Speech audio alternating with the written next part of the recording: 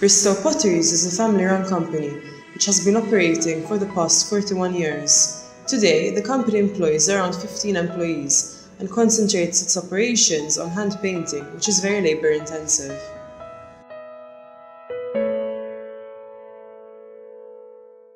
The pottery process initiates by having blocks of clay covered entirely in plastic so that it will not be exposed to air and harden. The first step in the process, called the casting section, consists of clay being thrown into a mixer and mixed with water and chemicals to soften the clay. The clay then takes the form of a thick liquid. The liquid form of the clay will then be poured in a bucket and covered with protective net to gather and eliminate any impurities that the liquid form of the clay might have.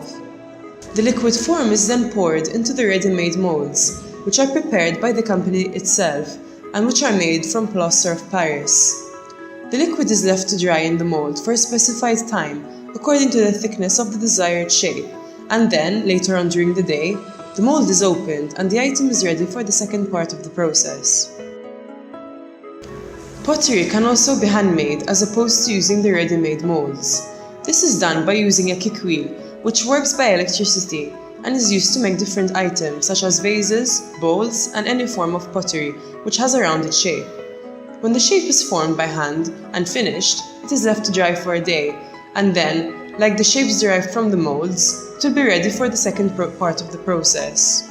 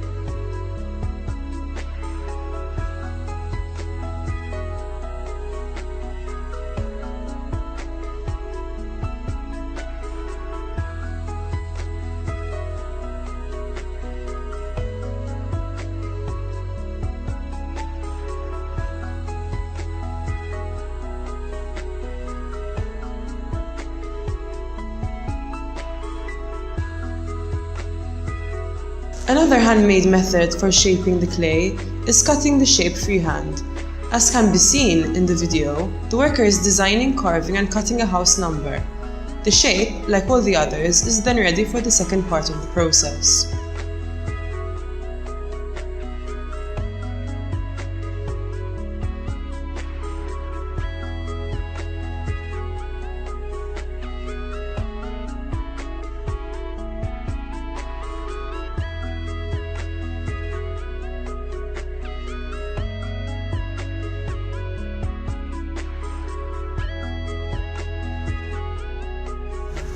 The second part of the process, which applies for both the shapes derived from the molds and the shapes made by hand, occurs when the shapes are completely dry and are washed by plain and clean water and a sponge to smoothen them down and remove any excess pieces of clay that may form imperfections.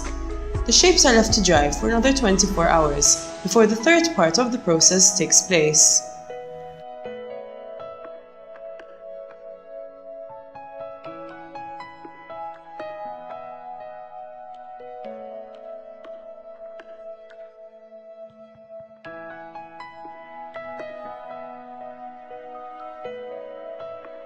The first firing of the clay, which is also called the biscuit firing, then takes place.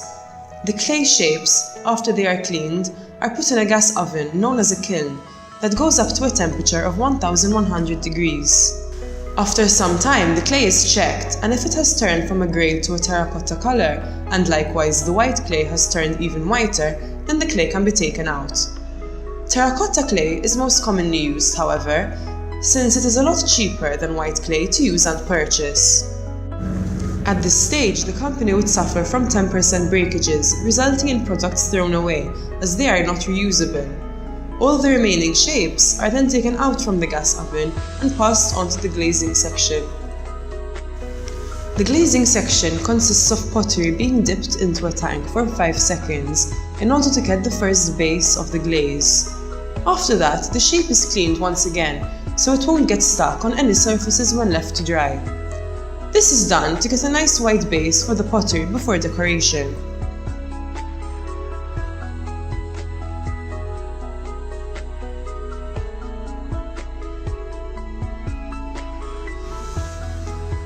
Pottery is then passed onto the hand painting section, where items are decorated and painted with different colours. This would be done entirely by hand and according to the required specifications. When the paint dries up, the shapes are sprayed to achieve a glossy look. They are then put in the oven for a second firing, which goes up to 990 degrees.